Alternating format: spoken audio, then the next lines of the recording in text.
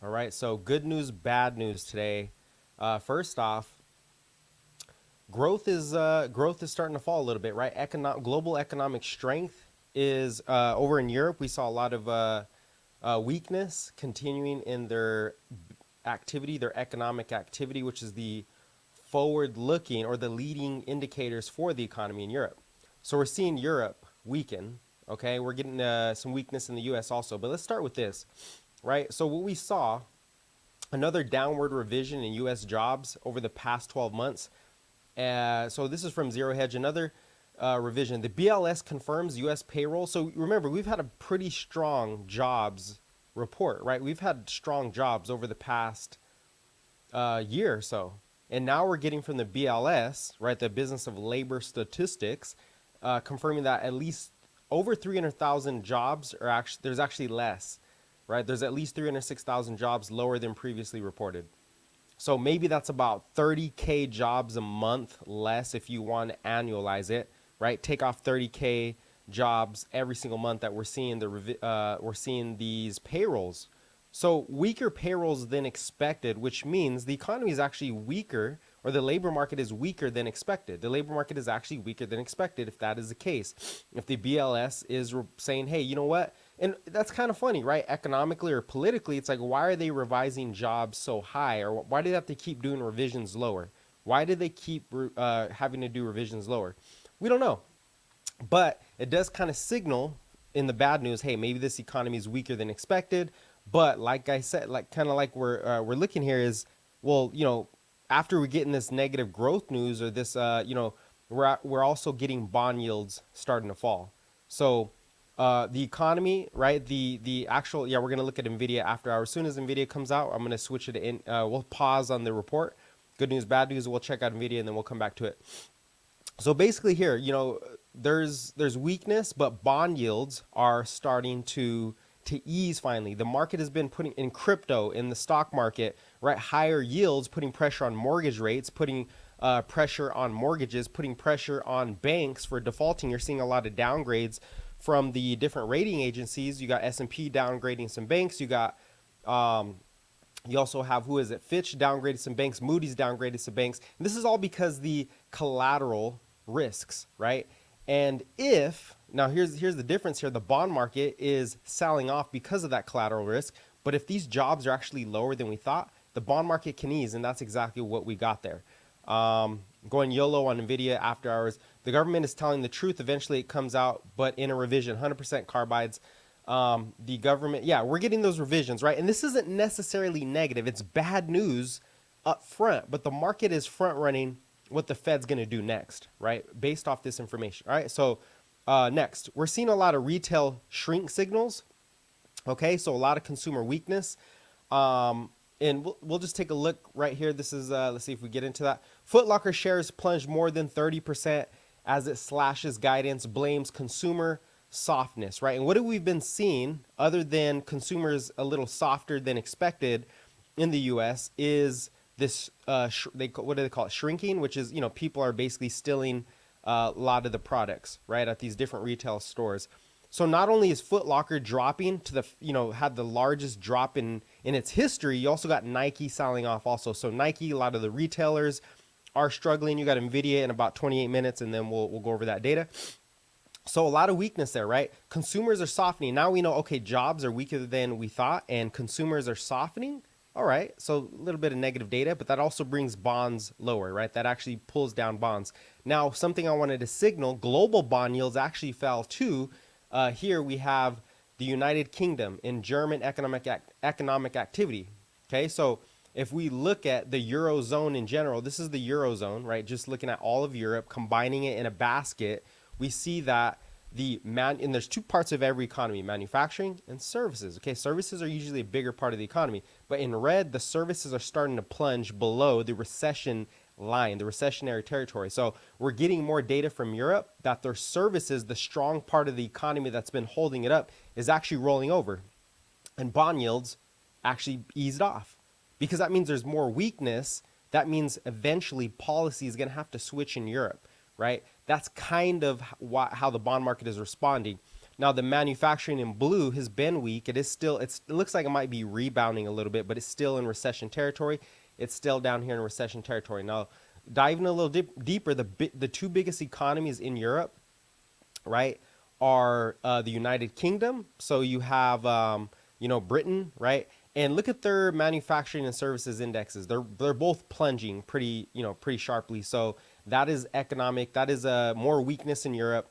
What does that signal? Well, maybe global growth actually slows down, but that also means inflation slows down. So that might be a positive. Or maybe we go into deflation, prices drop.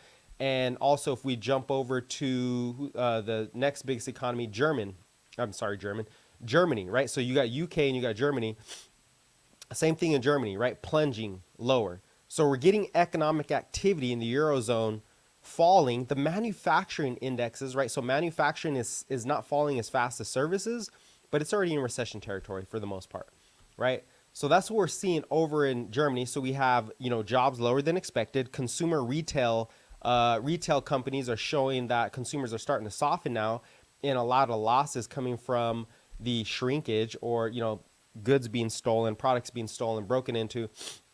And we're getting a lot of softness in the Eurozone, right?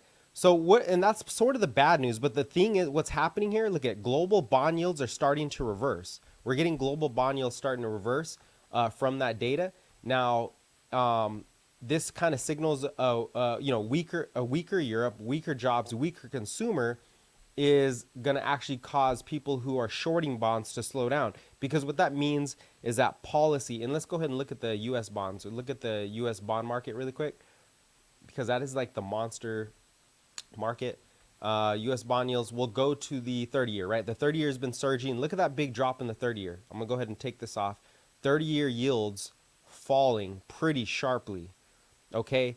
And that's because, like I said, I think it's front running the Fed meeting coming up. I think it's front running the Fed meeting, trying to see if there's any kind of surprises. And bond yields go up if inflation's high, if economic growth is higher. But we're not getting inflation higher. What we're getting is economic growth higher until today. Now today we're seeing European weakness. We're seeing a lot of weakness in Europe. We're seeing a lot of weakness in the data for the US. Okay, so now those bond yields are coming down, and as a result, we're seeing the VIX fall, right? Because that's actually the risk, is that growth is higher, and we're seeing the S&P bounce, right? For 3 days in a row now. Actually 2 days in a row. We had 2 days up, one negative day, found support, and then moved up again, right? So the S&P is strong. Let's see what else we got here. Student loan repayments are gonna smash retailers. The thing about student loan repayments is Biden has in place something for the U.S. where even if you do have the repayments back on people who hold those debts. So student loan debt doesn't actually have to be paid back. You owe the interest, but you don't have to make a payment for another year. So I don't know if it really makes a big difference. If they had to make those payments, yes, but people still don't have to pay. They just gain interest, and debt goes higher as usual, right? So I don't think it's that big of a backdrop, but I do agree in the retail sector, in certain sectors of the economy where you have discretionary cash or disposable cash, and it was being spent there, is not going to be spent there anymore, at least in goods, right? Services will probably keep getting a bid, but goods probably goes lower because they're going to have to at least do something with that debt, right? So back to the good news, bad news, right? So what is the good news we're looking at? Here, the good news is that we might get a turn in policy. Now, Tom Lee, okay, this is interesting. Tom Lee says buy stocks now as August sloppiness winds down. So what does he mean here? What is he actually talking about? He's actually calling for a bid, right? He's calling for a bid in the stock market. He's saying that you should buy stocks now, right? Because this is seasonal weakness, okay? And he kind of sort of points out here, this is not a finished report, but he kind of points out here Jackson Hole, kind of what's happening in Jackson Hole. So let's take a look back here so I can explain this. So what he says is over the past 2 decades, right, when stocks have seen a decline in the 2 weeks prior to Jackson Hole, they've actually risen 6 out of 7 times. So if you get 2 weeks of weakness in the stock market, so let's check. Have we had 2 weeks of weakness? I think we have. right? We've had all this seasonal weakness here since what we started weakening in late July. So we've been weakening for about 3 weeks. Okay, coming up on 3 weeks, we weakened, or you could say 3 weeks from the lows, right? So going into Jackson Hole, which is Friday, it starts actually today or tomorrow, which is the Fed conference, right? The big annual conference for the Fed meeting, and their expectations are going to be very important to the market. So when you get 2 weeks of weakness heading into Jackson Hole, typically 6 out of 7 times, if you go back to 2003, so over the last 2 decades, over the last 20 years, stocks are positive after the meeting, right? Stocks are positive after that meeting. So it's a little seasonal, a little bit of seasonality there. And what does that mean? It just means it's market psychology. That's all it really is a lot of market psychology. Now, looking back on it, oh shoot, that's not the right one. Let's go to the right one here. Okay, here we go. So yeah, Tom Lee's calling for a bounce basically. Now we have another chart from Ryan Dietrich, and he says that seasonal weakness coupled with too many bulls, so we had a lot of bulls come into the market, appears to be happening. Remember, when you're up more than 10% at the midpoint, and this is kind of the graph, this is the chart right here. At the midpoint, you do have a stall in prices, right? You do have a stall in prices. So we're kind of lining up there where it's time to stall seasonally. It doesn't mean we have to stall, but it means we're probably moving sideways. Okay, that is just the history. Correlations are not causations, but they are something to factor in because, a lot of the market is psychology. It's underweight, overweight. What is your psychology? So people are expecting a pullback. They're expecting a consolidation. A lot of you are probably also expecting that consolidation, right? So this isn't the end of the world, but likely oh, there it is. There's the bell, but likely a pause before the end of the year run, right? So we're going to get a lot of consolidation here if this is, seasonally true. And what that also signals is, hey, a lot of people are going to come in and buy this market. I know there's a lot of weakness, a lot of negativity, but if this doesn't break lower, if bond yields stay where they're at, if bond yields don't continue to surge, because that's kind of what's made the market weak, is a higher bond yields or higher rate of interest, right? If that doesn't go up, then you're going to get buyers come in and scoop this market up. Okay. And look at seasonally, September is the weakest month. And if people are already looking at September as the weakest month, they're going to stop selling and they're going to start looking for the bottom. And when you slow down selling psychologically, when you stop shorting the market, or when you're just not selling your stocks anymore because you're like, well, why would I sell into weakness? I'd rather sell into strength. Right back in July, you get that consolidation. So it does kind of align with the consolidation there. And I expect I expect us to have a bounce here. Nvidia earnings should be coming out in a second. Let's see if I'm going to check on this one. Let's see if it came out yet. Nothing yet. So I'm going to be waiting for Nvidia earnings. All right. So now we are getting some strength in the U.S. housing market. Okay, new home sales are up year over year. Unit volume is up, and then year over year measurements are also up. So you're getting new home sales up in the U.S. And what does that mean? Some of the housing market is weak. It is stalling. It is slowing down. That's good for rates. That's good for the Fed because they can say, okay, the economy is slowing down here. Maybe that puts more pressure for the pause, right? For them to hold rates. Yes, we are waiting Nvidia. And these are homes that are sold right before they're constructed. So this is 10 to 20% of the housing market. Homes, basically people are putting down contracts. They're signing contracts to buy homes that are not even built. All right. So there is some demand in the housing market. Now, I think the big story here is, and we might actually go over this after, right? We might go over this after Nvidia detail or Nvidia data comes out, earnings come out.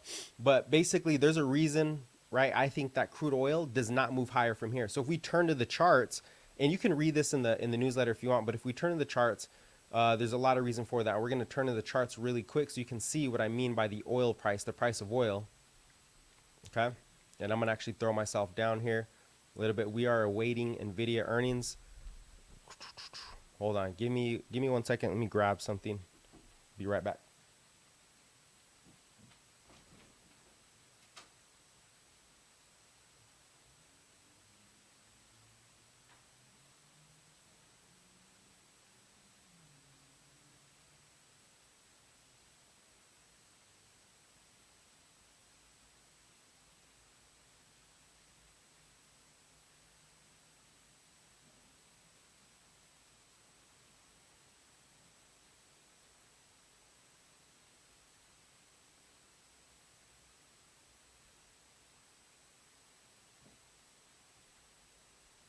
Okay, so yeah, that's what we're seeing here is inflation expectations are coming down also, right? So this is let me see, S&P still waiting for those Nvidia earnings coming in here. We're going to switch to that. So the market is starting to find a bottom here. Now, the big positive, okay, for some of you that are looking for the positives, I know there's a lot of negative. Look at oil. Oil is starting to roll over. We're getting the head and shoulders pattern, right? Break under 78, I'm thinking. Yeah, about a hold under 78 is probably that level where you really get oil come down. Now, why is that important? Because this is important because CPI, this was the reason CPI went up. I think that if this continues, I think we're going to see something around 2.9 in September, 2.9 or below CPI, right? We're going to crack the threes and get into the twos.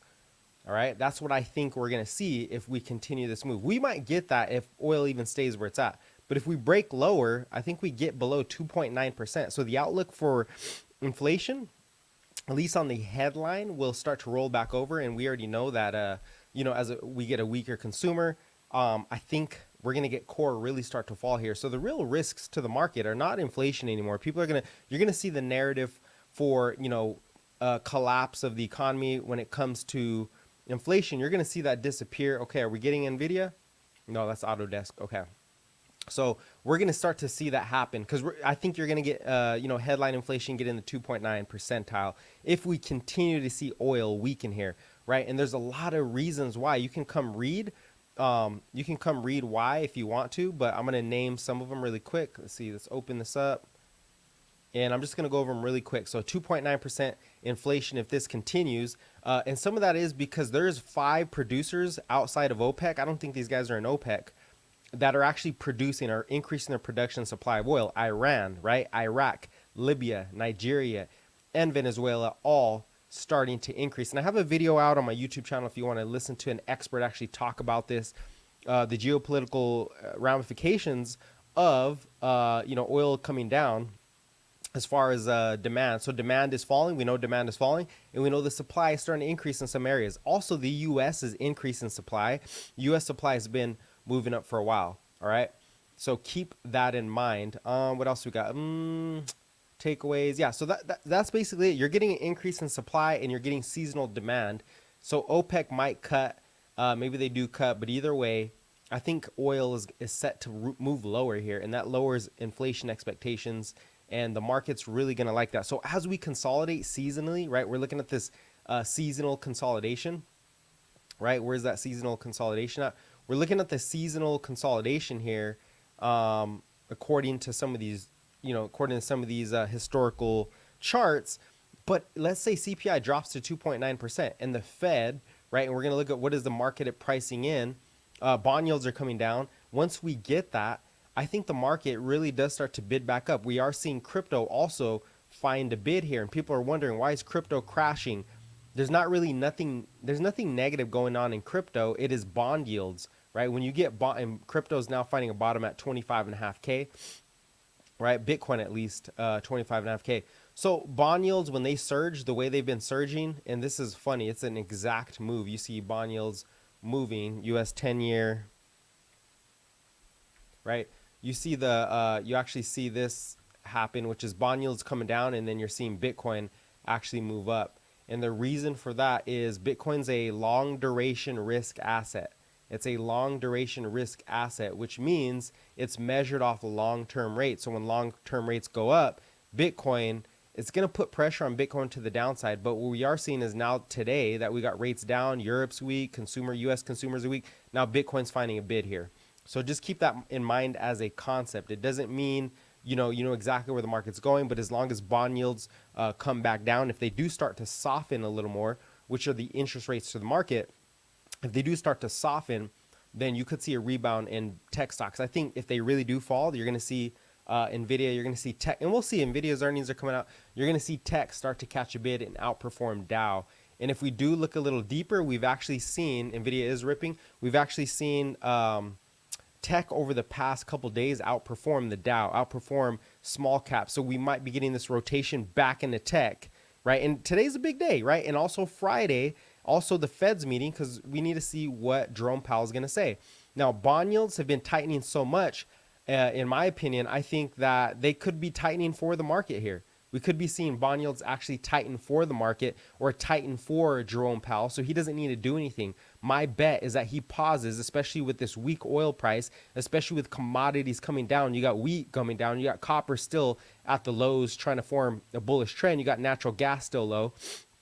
Obviously, oil, right, is rolling over.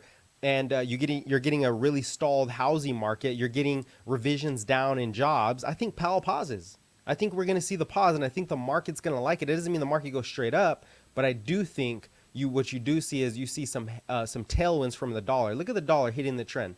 The dollar has been in this whole trend. Is this NVIDIA? Are we getting it? No, that's Snowflake. So the dollar is actually in this inverse correlation to the stock market and to crypto to some degree. And so what that means is, if we are getting weakness, bond yields come off, and that yield pressure pushes the dollar back down, because the dollar is a risk-off asset, right? It's been risk-off.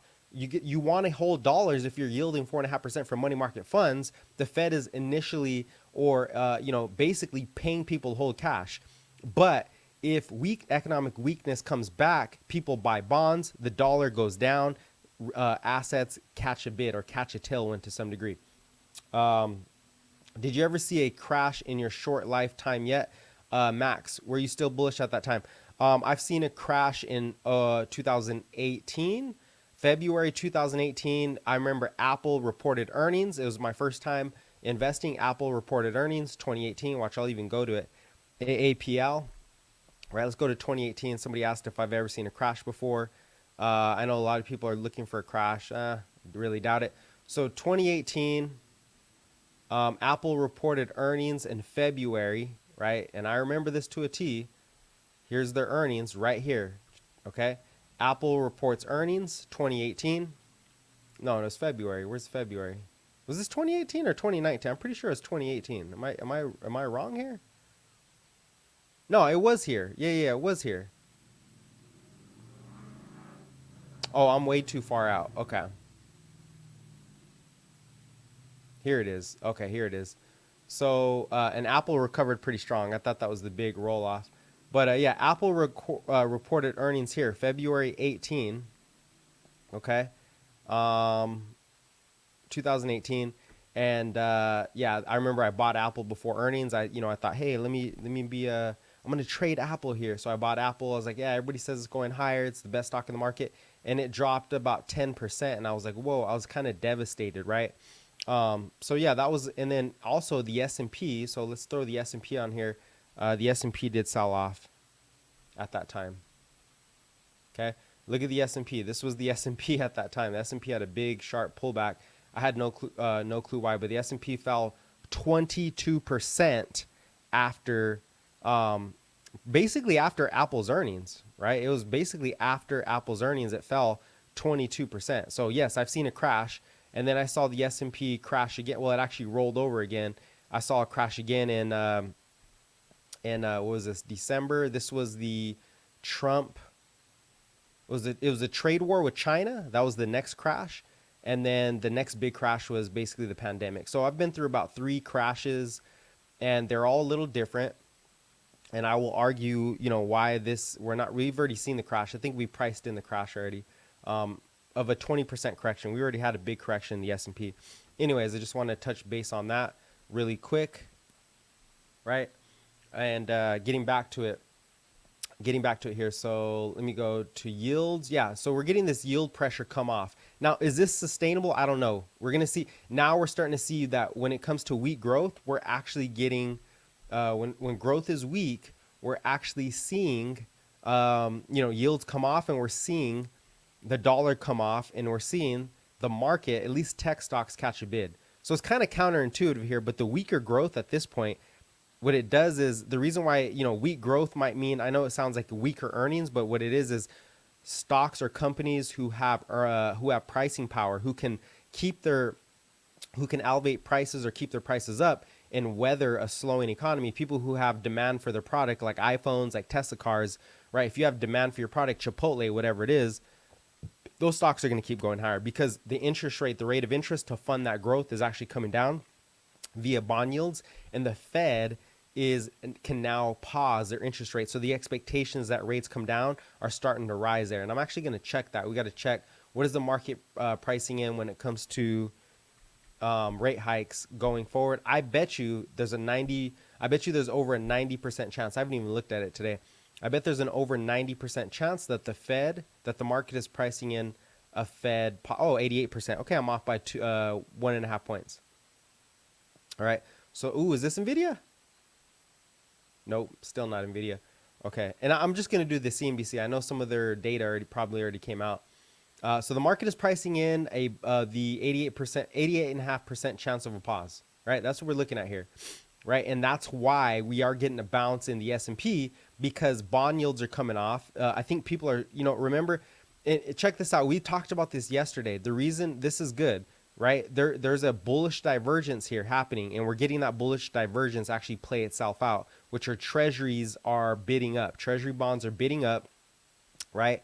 There's a lot of inflows to treasuries, especially now that we're seeing economic weakness in Europe and we're seeing economic weakness in the US when it comes to the consumers, when it comes to the housing market starting to stall out. There's going to be more inflows into bonds. Right. So I think bonds and Nasdaq actually can outperform here. I think you actually get bonds go up and you have Nasdaq go up at the same time, because the more bonds go up, the lower long-term rates come down, or rates come down in general. And if rates come down, you increase the valuations, or you increase the earnings power of tech stocks or stocks who are already strong. If you're a weak stock, you don't have earnings out, you probably won't survive. But it is the stocks like Tesla, Amazon, Google, Facebook. The big magnificent seven will actually do better as bonds go up because those yields will actually come down, increasing their earning capacity. Okay. NVIDIA is ripping like crazy. Yeah, we'll take a look at NVIDIA here. Let's see. Oh, it's coming back down. So far, what are some of the... Oh, there's no data out yet? NVIDIA's just ripping higher? NVIDIA is the next Tesla, they say. Yeah, a lot of people looking for that. We might get a dump here. We might get a dump in NVIDIA. That's what my expectation is. We actually dump first. I think it'll be healthy you dump into Jackson Hole, right? That'll probably be healthy for the market. Anyway, so those bond yields coming off. Look at the VIX is starting to fall a little bit. That's good. You're getting that VIX weakness, volatility weakness. Now we'll see after hours if this changes. I still think, Powell's speech is going to be the most important thing on Friday or going forward, because it's going to signal to the market if he's going to pause. And that's what the market wants to see to bid higher is Powell going to pause? And I know there's some of you, recessionists who think the market's just going to roll over, or the economy is going to go to poop or whatever. But, bond yield pressures were threatening the market, but now they're coming off of a little bit of weak data from Europe and the US. So that's not on the table right now. Okay, so going to the technicals, right? Let's look at SPX really quick. Look at the technicals. We had a bounce off of our support level for 4,300 basically. And now we're turning this into support. This is no longer resistance. So I'm going to switch this to yellow, because that is becoming a, well, it's not a support yet, but we're through it. Okay, so you had that support earlier and we bounced, and now we're testing the downtrend. So look at this is SPX. It's looking pretty solid. I know this could be still a reverse head and shoulders. We need to get above 44.50, or if you go to S&P, which is a little easier to look at, we need to get above 444 and hold 444. So you want to see something like this. Right, boom, bounce, maybe consolidate, and then start to move higher. Or sometimes you get this big move and then a pullback, and then it kind of wedges, and then you break out. So you could see that also when it comes to S&P, right? Or after hours today, right? We could get a rejection. We could get an all-out rejection for the S&P where it just comes back down. It retests 438, right? If it can't hold into Jackson Hole, comes back down to see what the Fed does or what they signal on Friday down to 431. Two possibilities there, right? I don't know what's going to happen. I'm just keeping my eyes open, listening to the data. If bond yields start to ease, I think it's more likely that, and the dollar continues to ease, I think it's more likely we stay up here. Now, the fact that oil prices are lower tells me that over the long haul, I don't know what's going to happen in the next week or two for price action. We're staying up with the technicals, but over the long haul, as long as we get this, the inflation print is going to be very nice. And inflation is falling everywhere too. China at zero. China should start printing. One of the negatives too against the market that I wanted to mention is global liquidity is down. Global liquidity is down. So that is the negative, right? Now switching over to Nasdaq, I said Nasdaq's a little stronger than the S&P. Maybe they're break even now, but you're still holding the uptrend. Nasdaq is still holding the uptrend, right? There's no big changes yet. Nasdaq holds the uptrend, and we've got through these levels of resistance. We got through R1, R2. Now those are supports. Okay, now these are going to be our supports. And what does that mean? It means that, you know, the market there's buyers. Okay, this is it. Is this Nvidia? I said earnings alert. Come on. Oh, they're still waiting. All right.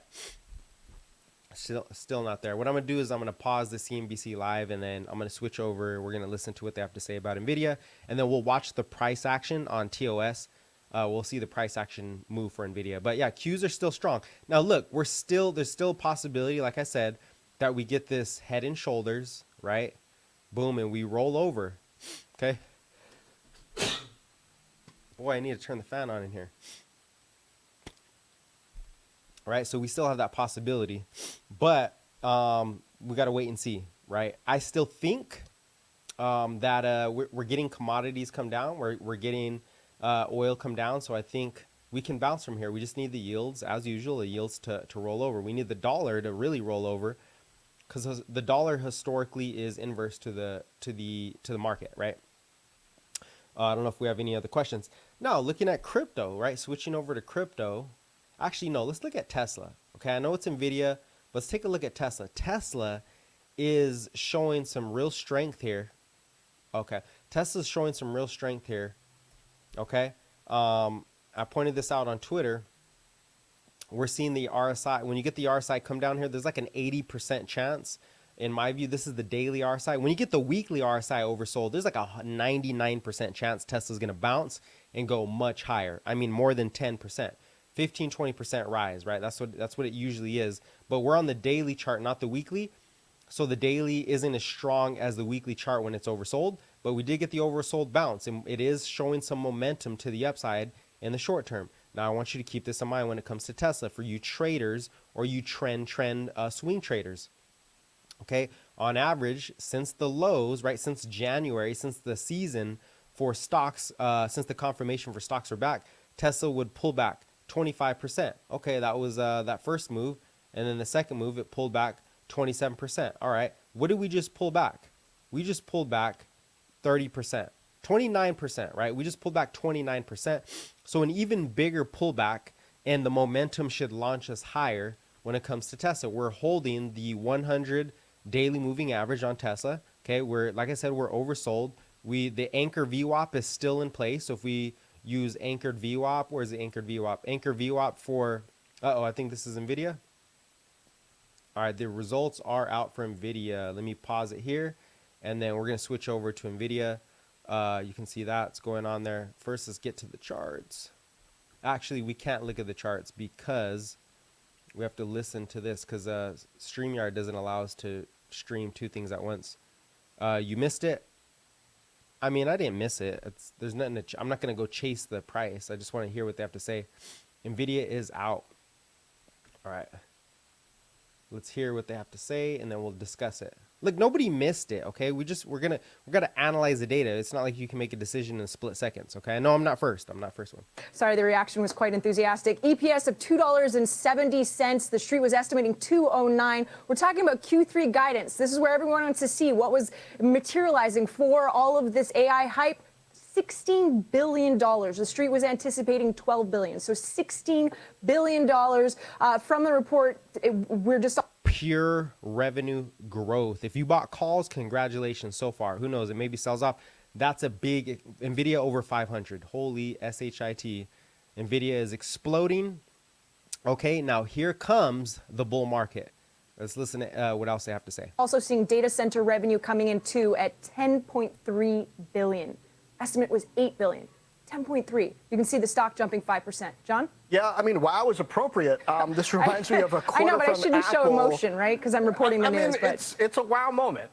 You know, I remember a quarter from Apple about 10 years ago that was similar in that wow sense when people are first beginning to realize the full impact of the iPhone. James, the stock is up at least 5% so far on these numbers. 16 billion on the guide. That's the number that I can't stop looking at here. What do you want to know about that? Okay, so Nvidia, let's see, Nvidia Q3 expected at 16 billion.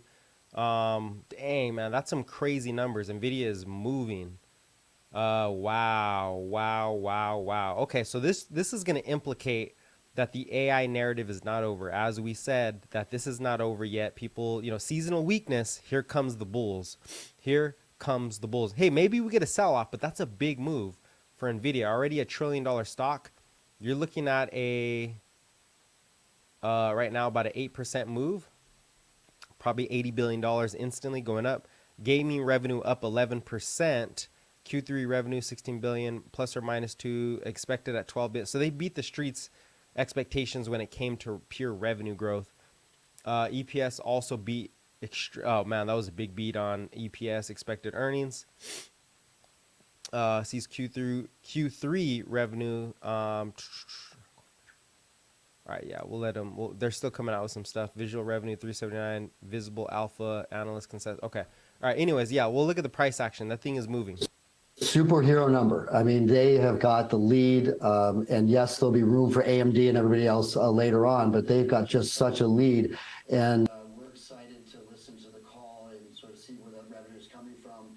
And I think Stacey had mentioned a couple of those sectors, which, you know, again, that comes to our attention. But here again, you know, this is a company that you got to own, you know, in this. Okay, so yeah, this is big. Nvidia launching off. I mean, here's the chart for you. 510, crazy. Yeah, that's a big move. Let's get back to here. Wow.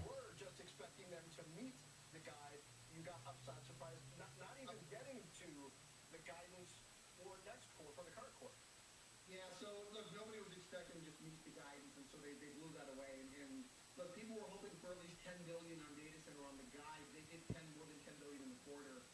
With a $16 billion revenue guide, that's got to suggest data center next quarter 12.5 to 13, just given the rough magnitudes of the other segments.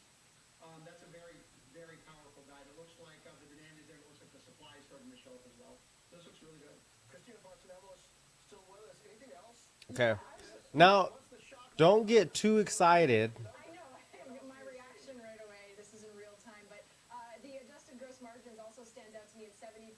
70%, wow. Latest quarter, their adjusted gross margin, which is a measure of profitability, was at 40%.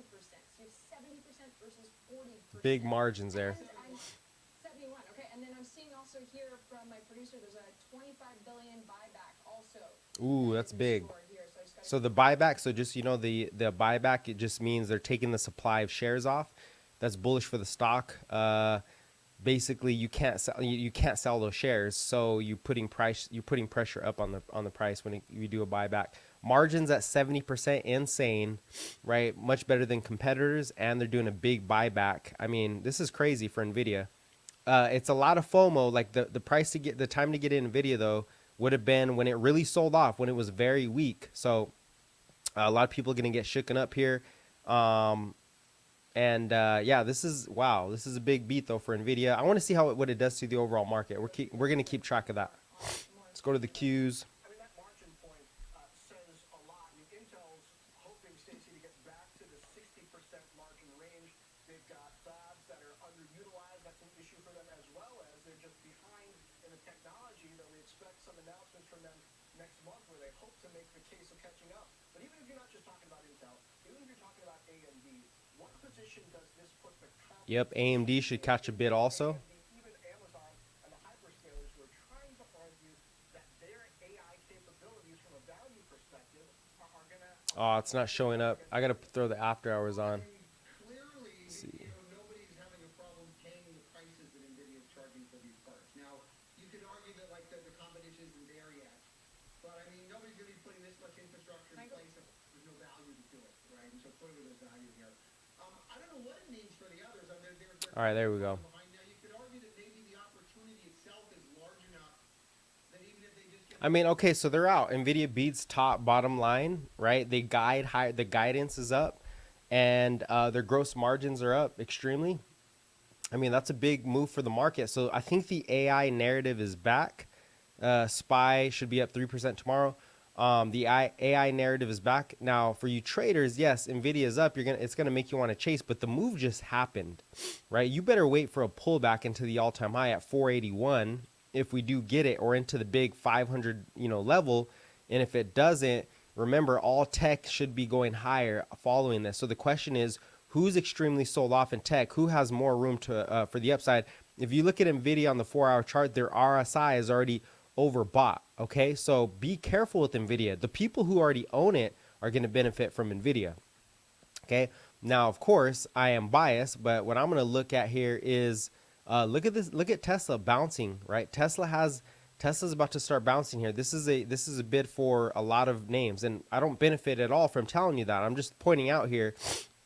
And I bet AMD too. AMD, look at AMD. AMD's in a gigantic falling wedge. They already had earnings, so this could break this AMD could break out of this wedge just by the expectations of their next chip, right? Their next monster chip. So we're also seeing Nvidia break out here, and then pulling back a little bit back to the Qs. The Qs are now above that level. Okay. Well, actually, yeah, they're above the level. They're testing it. The Qs are testing the level in after hours. And once we get above 373, we're going to squeeze some shorts. A lot of people are getting FOMO. Fund managers are getting FOMO. And plus, going into Jackson Hole on Friday, if the Fed does pause, you're back into wave 2 FOMO. You're back to all-time highs on the S&P and for the Qs. And really, all the weakness came from August instead of September, right? And remember, I said that. Or remember this. I think there's a large probability. Teladoc should do good also. Yes, I think there's a large probability that because we already know that the seasonality, September is the worst month, because people already see that, we're actually gonna the worst month will be August. I think the worst month is August, and we are getting on the S&P or on the Qs an 8%, almost a 9% pullback on the Qs. That's a big pullback. That's the pullback everybody was looking for. They said 5%, so it exceeded that. So there's buyers stepping in here, right? If we go to the S&P, 5.7%. So tech, who's been leading this rally, who's been extremely strong, pulled back 8%. I don't think it's going lower. It could retest the lows, but there's buyers stepping in here as long as this macro environment continues to improve. And what gives us that? Look at triple B spreads. Credit risk is starting to fall, at least for today. The credit risk is coming back down. Why? Because you're not going to have a credit risk when most of the debt for these equity markets don't even mature till 2030. There's not really credit risk for the equity market. We're not seeing that. Once you get to these levels up here from the banking crisis, possibly, but we're not seeing that at all. Okay, bond volatility made a big jump and it came back down. All right, so yes, the yield curve has been inverting a little bit, but what you really want for the yield curve is for it to invert or to revert back to the upside. People are betting, oh, well, the yield curve is going to crash the market. But no, what you want is the short-term rates to come down, and you can keep long rates up there. You need short-term rates to come down, right? The cost to fund capital or growth needs to just come down, all right? Long rates had a big fall, though. Long rates came down pretty sharply. 30-year, 10-year came down pretty sharply. This was the market risk. So now that they're coming down, I mean, you should see the dollar roll over. And what this all signals is, hey, I had a post about this a couple days ago. Actually, I think I posted it Friday or Saturday or Sunday. And it was the signal, right? It was the signal that, the market is turning over, or the signal of a reversal. So now we're starting to get that actual signal happen here. If you go to the website, link in the description, link in the bio, go to last updated. It's 5 chart signaling a reversal came out. Yeah. August 19th or 20th. And that first chart was the put to call ratio, right? It reached a peak. At this point, do you think people are going to buy puts? Maybe, but I think the put to call ratio getting this high signals a reversal over the next couple of weeks. Next one, we're holding the uptrend in the S&P 500. It's oversold. We're approaching oversold.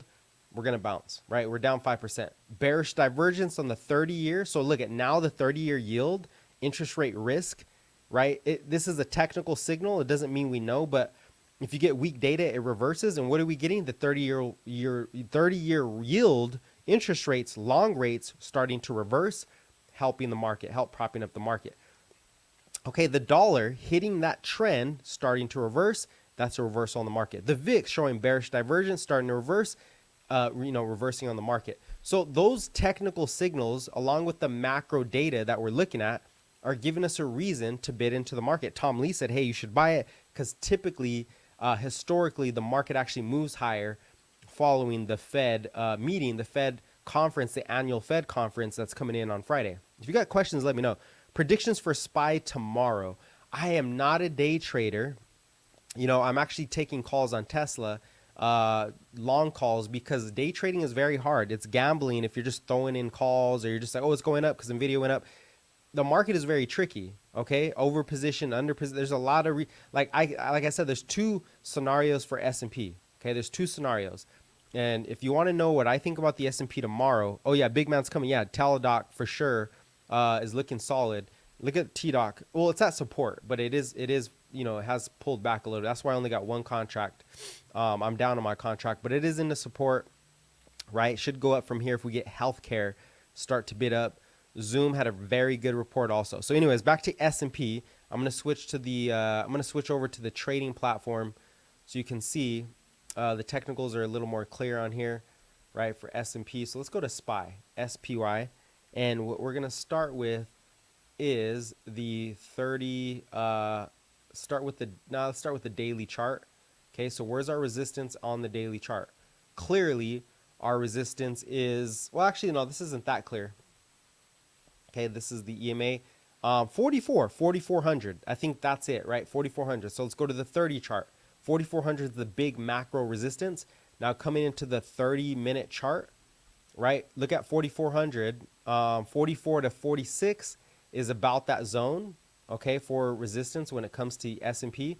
Was there any gaps to be filled? There's a gap to fill at 448. So two scenarios. We either get rejected here in the morning, 444, and if we do go lower, I think we do find a bottom for the S&P, or we gap up and we run into 448. So there's a gap at 448. It's actually better to look at this if you take the gaps off, the intraday. I'm sorry, the after hours and the pre-market hours. Take those off, and there's a gap here. I have 446 as a resistance also, but there's a gap to fill at 448. So if anything, the SPY moves up to 448 Mosine, and maybe it finds some resistance there at 448. So that's what I'm thinking. If we do sell off, there has to be some type of bad news. And what is the bad news? What is the possibility? What bad news could we possibly get? Let's look at the economic data.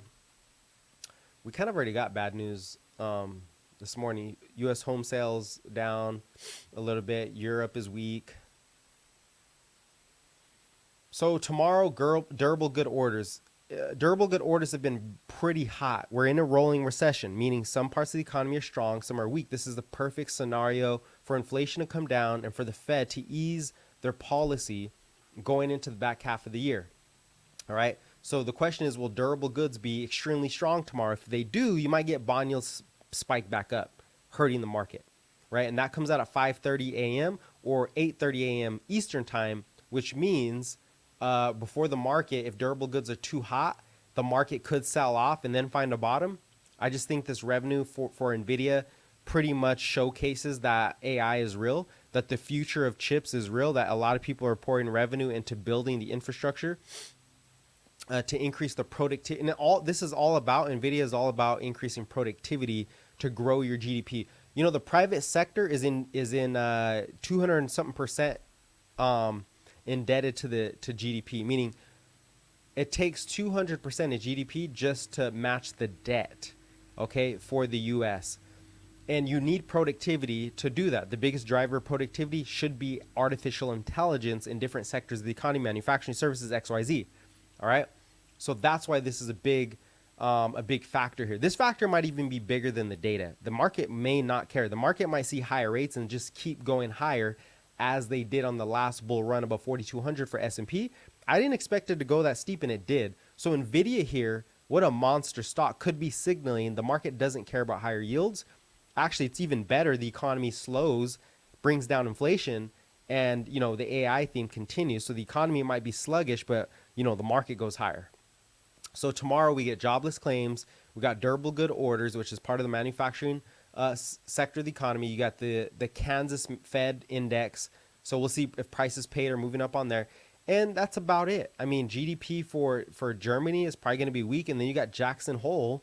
I don't know why it says symposium. Maybe they do speak tonight and tomorrow. Who knows? I don't think Fed Chair Powell actually speaks till Friday, though. He doesn't. Yeah, he won't speak till Friday, I believe. So yeah, we could run up to 448. That's my thoughts right now. 448 SPY, possibly we peak there. That looks like the current resistance. All right, that looks like the current resistance level. Now we'll do some Q&A here, and as we go into Q&A, if you got questions, go ahead and throw them out there. If you think I'm missing something, I should be more bearish, then let me know. But remember, seasonality, right? This is seasonally a weak period. Everybody's expecting it, meaning you should bid up actually ahead of that that weak period. I think we actually weakened before. I think we weakened ahead of the actual data. I think we weakened ahead of the actual data here. All right, I'm looking over here. Do we see anything else? Okay, NVIDIA, here we go. Adjusted EPS, 270 expected. I'm going to jump over to NVIDIA so we can see that NVDA. Okay. Maybe the Qs. Maybe you guys want to know about the Qs also. Man, NVIDIA is about to not break all-time highs, but about to, because this isn't showing after hours, right? But man, that is a big move for NVIDIA. I'm looking at the second movers like AMD now. I don't think I'm going to trade AMD unless I really see something, really good. But the second movers, these second class movers are also going to move. NVIDIA is going to move the semi. So SMH, let's say NVIDIA is too volatile. Well, you got SMH, you got the ETF for semiconductors. NVIDIA is going to definitely pull this thing higher. You got Taiwan Semiconductor, you got ASML, you got Marvel. Man, there's a lot of names. Look for SMH to be hot tomorrow. SMH should be hot tomorrow, or at least into the next week, if Powell does not crush expectations on Friday, which I don't think he is. I don't think he's going to crush expectations. So that's what we're looking at, man. Bond yields are weak and are starting to weaken, or not starting to weaken, but they found a resistance. And I think we're going to get a reversal here in the market. I think that we do see a market reversal for the most part. So NVIDIA EPS 270 versus that's a big beat. That's 63 cents. A 63 cent, or what is that, about a 40% beat versus the estimate. That's huge. Okay. Revenue up. Oh, I thought it was 16 billion. Revenue, is that adjusted revenue? 13.5 billion versus 11. So they beat by 2.5% or 1.5%. No, to about 2%, 2.5% there. Gross margin 71.2%, estimated. So they even beat on margins. Automotive revenue 253 million versus 309 estimate. Oh, they missed on automotive revenue. So chips, I believe this is chips for automotive. Gaming revenue 2.49 estimate 2. So they beat on gaming revenue. So you have a lot of demand for gaming. Data center revenue 10 point. They crushed on data center revenue. All right, they crush on data center. And this is all to build AI. That's what the data center revenue is chips. For AI to run, you need big data. You need a lot of data. So they see Q3 guidance. They see Q3 revenue at 16 billion. Golly. So their guidance was extremely high. That's why the stock is moving. The guidance is up. How do you find NVIDIA type stocks in baby stage? Well, I wouldn't say NVIDIA type stocks, because NVIDIA, NVIDIA's taken a long way. NVIDIA has a long way to go. I have charts over on YouTube. If you want to go check out the YouTube, like, subscribe, follow me on there. Help me get the followers up. If you enjoy my content, I'd appreciate it. You'd be doing me a favor if you guys could jump over there, just like it, comment, send a comment in there, subscribe, so I can get that algorithm going. I would appreciate it.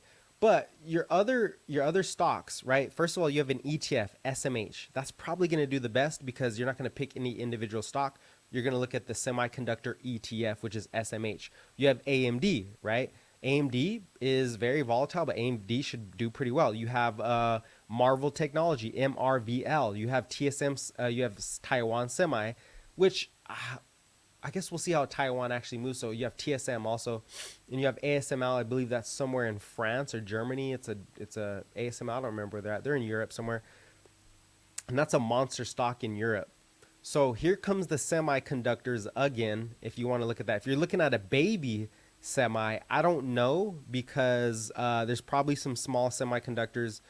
If you're looking at a small one, it's going to be risky, just so you know, especially if they have earnings coming up. But I'll look that up really quick while we stick on this. Let's see. I'm going to look up some of the smaller caps, right, for that you guys might want to trade. But hey, if you take a trade, I'm just telling you, you're probably going to lose money. So make sure the stock is pulling back. Make sure, it has it's pulling back, find support, and make sure you have a long enough contract. If you're holding shares, then you're holding shares. Anyway, so semiconductors, smaller caps, for some of you guys that want to see the smaller caps, this is a trading opportunity, okay? So the biggest company, Nvidia, then TSM, then Broadcom. Broadcom is in US, AMD, you got Texas Instruments, TXN. I don't think they move much. Intel's still pretty good. Risk reward, it's a slower moving stock. Qualcomm's a little slower. And then you have NXPI, Marvel. I know Marvel moves a lot. Moves a lot, so you got to watch out for that. On Semiconductor is a big one. Man, these are some big companies. Skyworks Solution, they're not that big. I would say personally, your big mover is probably going to be Marvel Technology. That thing has been moving like a beast. Let's see what the chart looks like really quick. Yeah, Marvel Technology. So I'm going to throw it on here. If you're not looking at SMH, so SMH, just go to that daily chart. Boom. And then let's load the macro. So you always want to start with the macro. Yeah, SMH is about to get above this prior resistance. Has a gap at 156. SMH, you got a gap at 156. And should come back into this trend. Did break the uptrend. It looks exactly like Nvidia. It's probably gapping up at this point. So I'd say 156. Marvel, MRLV.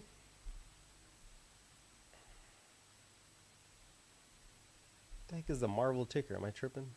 MRVL. Oh, MRVL. Okay, so Marvel. Dang, they all look the same. All the semiconductors look the same, but this is a nice wedge pattern for Marvel. Right? If you want to get some juice in it. I still think AMD is the next best stock. But you got Marvel right there. It's coming out of oversold. Let's see. AMD's had a lot of consolidation there. I would just stick with AMD. It's a little more expensive. Here we go.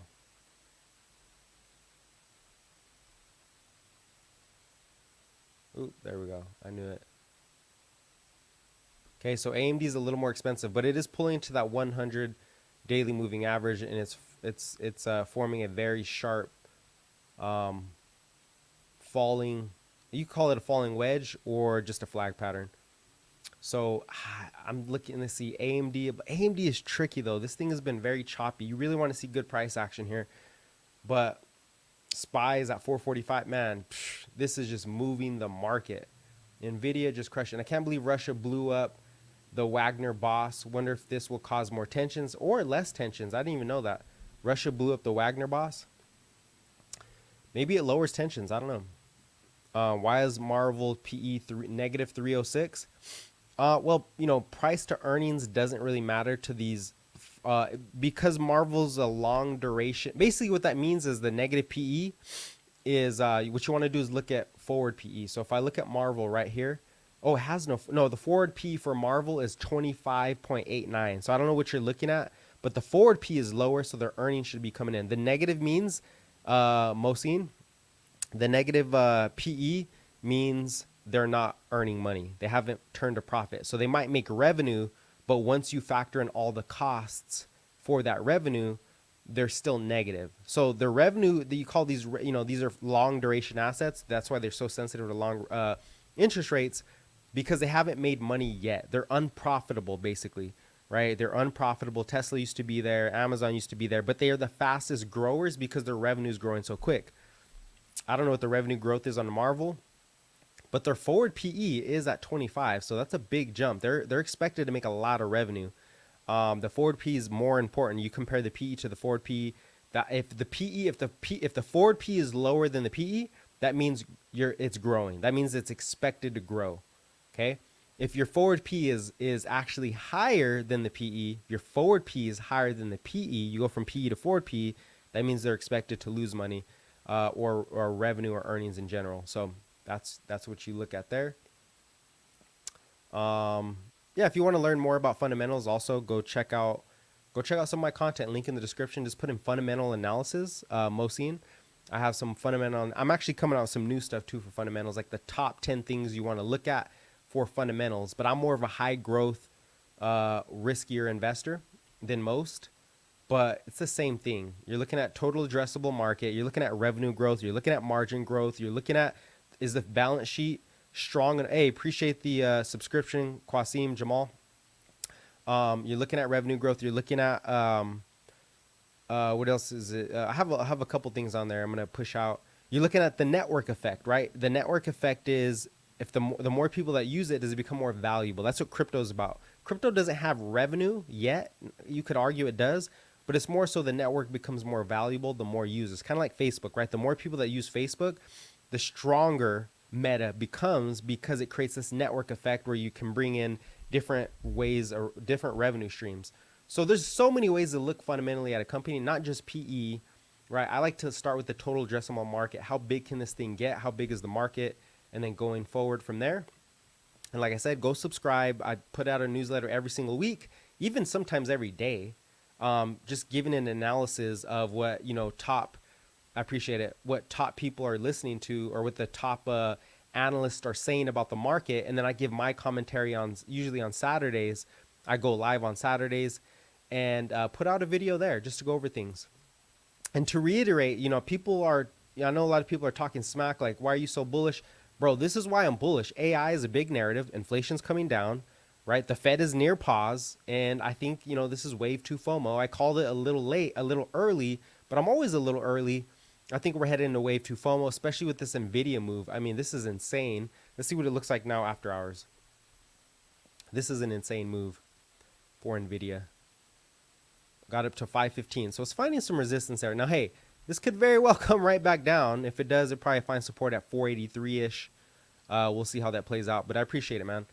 If you have any other questions, let me know. We're about an hour into the stream. Okay, usually I do about 90 minutes at most, so I can get back into my research. I also do stuff on health. So if you're interested in health, right, the best diets for your organs for long-term, maybe not muscle. I haven't done the best to grow muscle yet, but I am doing, the benefits of sauna, stuff like that. So I do financial markets and I do health blog posts. Most of my videos are about the financial market, so very interesting. Anyways, yeah, we have a fitness channel also, Mindgrowth Fitness, if you are new. But anyways, back to the market a little bit. Let's see, are we hearing anything new? Any other stories here on CNBC? Indian moonlight, August sloppiness, right? Oh, what do we got here? No, nothing. Okay.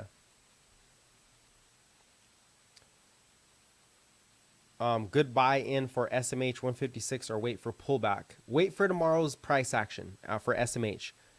So again, if you looking for SMH, you want to see the key levels, right? People talk about key levels now. That's how they call them. Support, resistance, key levels. Jump over to YouTube real quick, and so you can see the technicals here. I'm gonna put them in SMH, right? The key technicals for SMH. Jump over there, send a comment, let me know who you are. So long-term resistance for SMH has been somewhere between 159 to about 161, right? That's the long-term resistance level for SMH. It could gap above that tomorrow.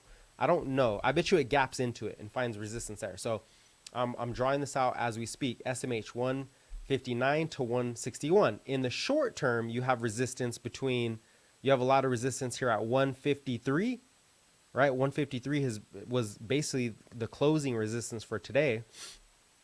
And this dates back to, yeah, this dates back to all the way back to June. So yeah, about 153 is a current resistance, but you have a gap to fill at 159.90. You could call it 156.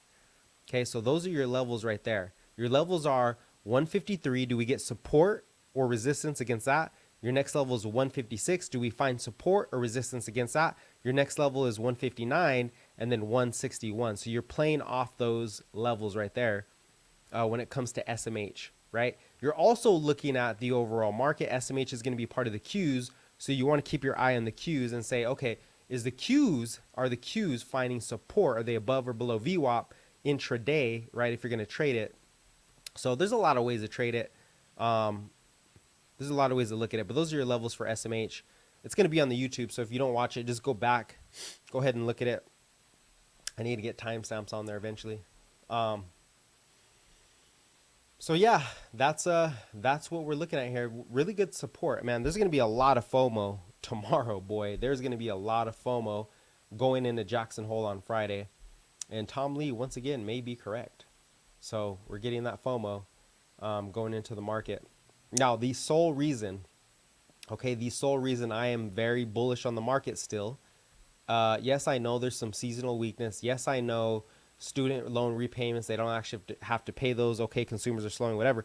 But GDP got revised higher. GDP's up. Okay. Oh, yes, bond yields went up, but guess what? Now they're coming down because they're probably going to collect profits going into the Fed meeting, which means bond yields come back down, which means the dollar starts to roll over, which fuels assets in general. Okay. But the biggest factor here is that crude oil is weak. Okay. Most important chart. It's been the most important chart for the entire market because it's the biggest input to inflation. We know shelter's coming down and oil prices, right? If oil just comes back down to support here, now it's above those moving averages, you know, CPI is going to come in weak and the market's going to like that. I think the market bids up based on that. So this is really your CPI at this point. Shelter is coming down. Consumer spending is coming down. It's not accelerating. It's slowing. We know that jobs got revised lower. So the job market is not that strong. That alone might cause Powell to be a little more dovish. So we're going to listen to Powell's tone on Friday when he speaks. I'll be live for the speech trying to interpret it. I'll send out a report on that also. And what you're looking for is he going to be a little more dovish, a little more hawkish? Is he going to be soft? Is he going to say, hey, inflation is making progress? Or is he going to say, we're not done yet? He's going to say we're not done yet. Inflation is still an issue. But there's these keywords that he mentions, right? And there's an AI tracker. I have the chart that charts all of his words. And if there was more words that lean more dovish or bearish, and I send that out in the report. You hear about the BRIC conference. Yeah, I heard about the BRIC conference. I know everybody's talking about BRICS. It's like a social media thing. It's a buzzword. The dollar's going nowhere. The sole thing you need to understand about the dollar, 80% of global debt is denominated in dollars, which means you can't get off the dollar anytime soon. Okay, you cannot get off the dollar anytime soon. Hey, if the dollar falls, that's actually really good for asset prices, right? It's really good for asset prices.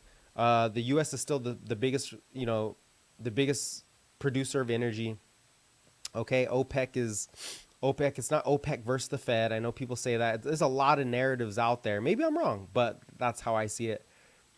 Yeah, you can't get off the dollar anytime soon, man. If anything, the dollar will strengthen if they try because you have to pay your debts in dollars. Most of the world is denominated in dollars. It's going nowhere. The only way to benefit is, hey, have really good spending habits, save money, invest that money into the right assets. Inflation is always going to eat you up, and we are in disinflation. Yeah, they've been trying to for 30 years, right, Kent? 100%. So, yeah, that's it. That's the narrative. I'll leave that with you guys. If you guys want to check out the newsletter, go ahead and check that out. Link in the description. It's free. Go over a lot of stuff. See if I'm missing anything before we shut it down here. So NVIDIA had pretty good earnings.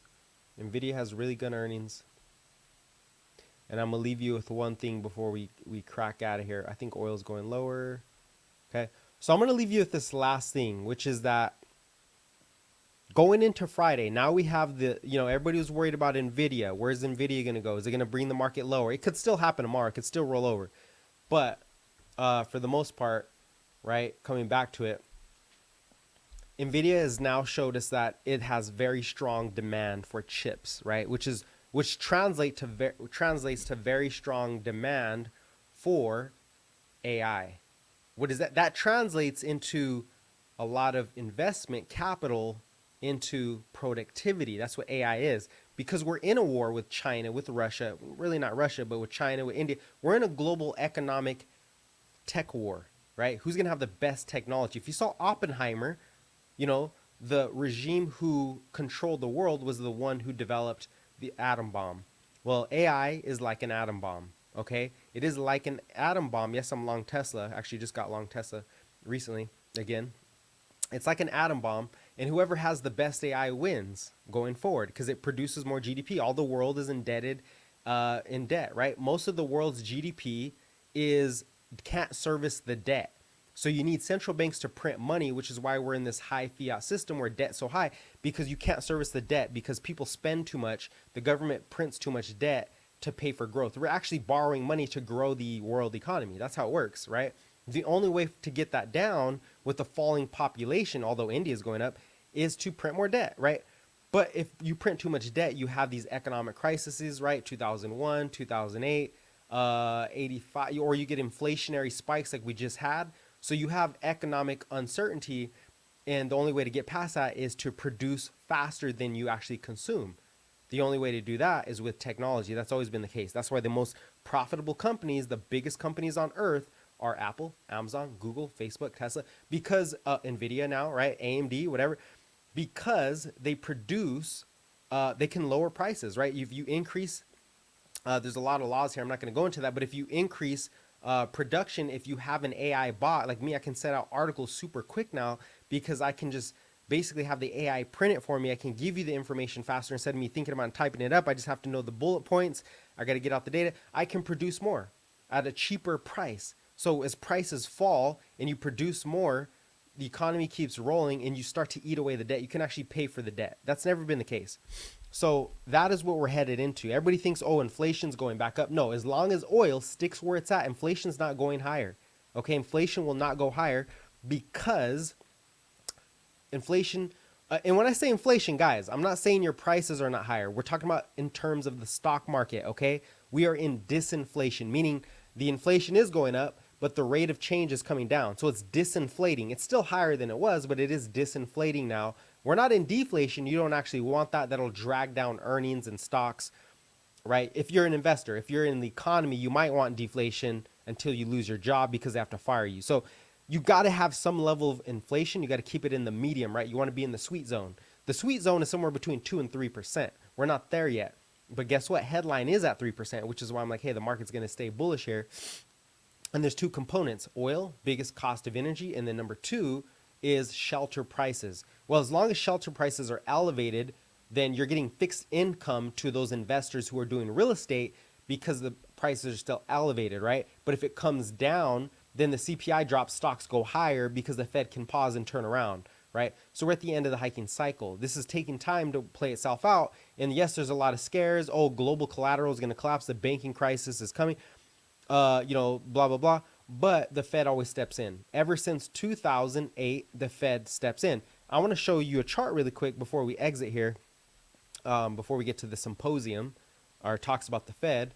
I want to show you this chart really quick, and I'm going to show you how I got here also, right? So I go to tradingeconomics.com, and this is really the, what do they call this? They call this, oh shoot, where is that chart at? How come that's not showing up where I'm at?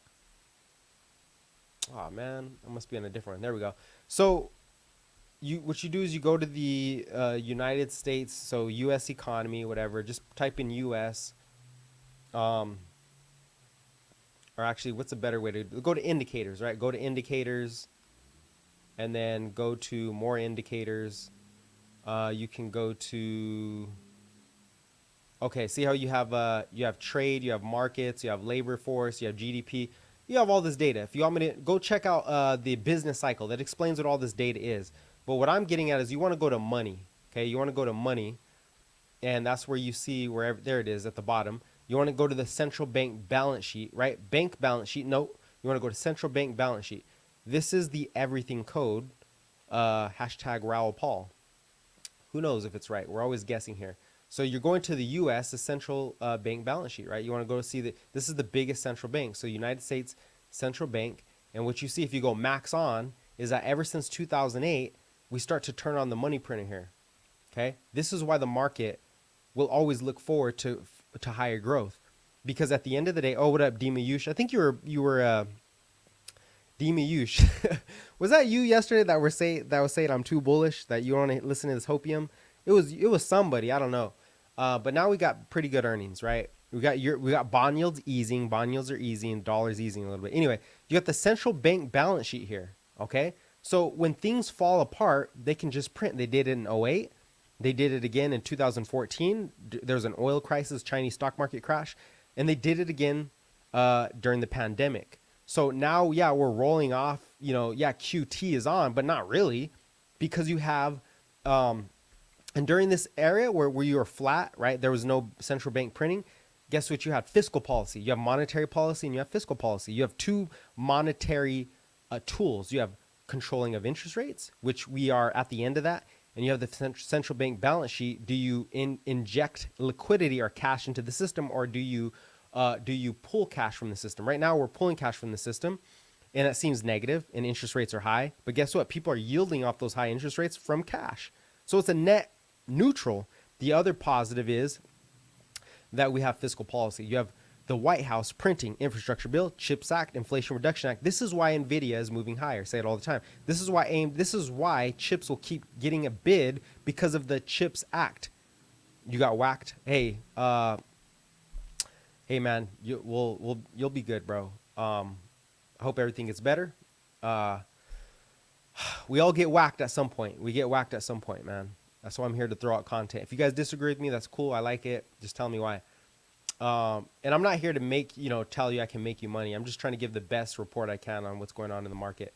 So, and this is what I think is happening. The CHIPS Act is going to fuel more government investment into chips. So any slight good news, oh, yields are coming down, or yields are not tightening, the market goes higher from tech. So I think tech at this point, mark my words, now tech, Nasdaq starts to outperform the Dow and starts to outperform the small caps again, like it did before, because all of the market internals pointed to market breadth expanding. It did expand, and now the whole market sold off. Nasdaq down 8%. Now we should get the leaders back into tech: Apple, Amazon, Google, Facebook, Microsoft. Maybe I'm wrong. I just think that's what I'm seeing when it comes to the markets. When I see the divergence, I'm seeing that happen. So I think we get this back, especially if yields come down. If yields go up, it's probably not going to happen. And at the end of the day, though, the Fed can print money if something bad happens, right? I know Michael Burry, I'm shorting the market. You guys got to understand, when you use call options, you can really, the notional value of those options are different than how much money you're putting down. So he could buy SPY puts and Q puts and make it look like 800 million. Oh, cool.